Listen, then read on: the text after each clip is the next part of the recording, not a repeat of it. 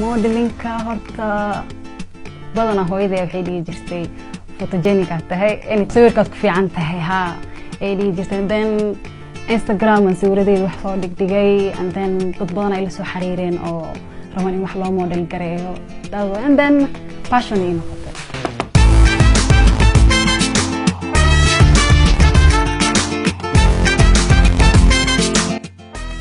magacayga waa Cadar Yuusuf wuxuu u dhigmaa waxaa tartamayso 54 wadan oo Afrika tartamayso sababta aan u doortay inaan Soomaali matalo waxa waaye Soomaalideena badanaa ma qabno waxaan la dhahay beauty pageant ma qabno mideeda kale Soomaali dadka badanaa waxay ka aaminsan yihiin dagaal positive dhan ma lahan so 54 wadan isku imaanayso marka waxaan rabnay inaan positivity aan u gudbino kulligooda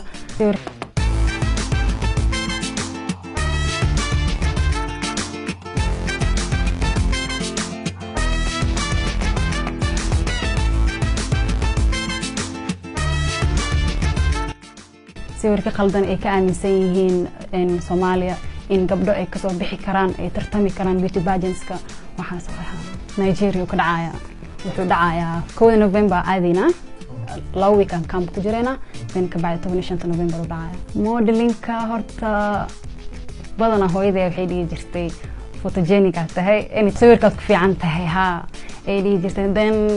Instagram aan sawiradeeda wax soo dhigay and then dad badan ay la soo xariireen oo rabaan in wax loo model gareeyo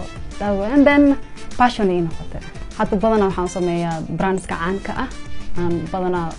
hadii ay yihiin inay cambuuro soo bixiyaan hadii ay yihiin adii wax walba fashion ka mid ah hadii soo bixiyaan cabaayadaha anything xasaas ama then ano asturan oo xijaabkayga wata aan wax lagu sameeyaa wallahi horta Soomaalideena zaaid bay supportive u yihiin badankooda not waxa laga yaabaa adii 0.01% in negativity kula imaadaan laakiin adiga mar walba waxa laga rabaa inaad fiirsan 99% ka oo sida fiican kugula hadlayso marka ma ku disguise gareynayaan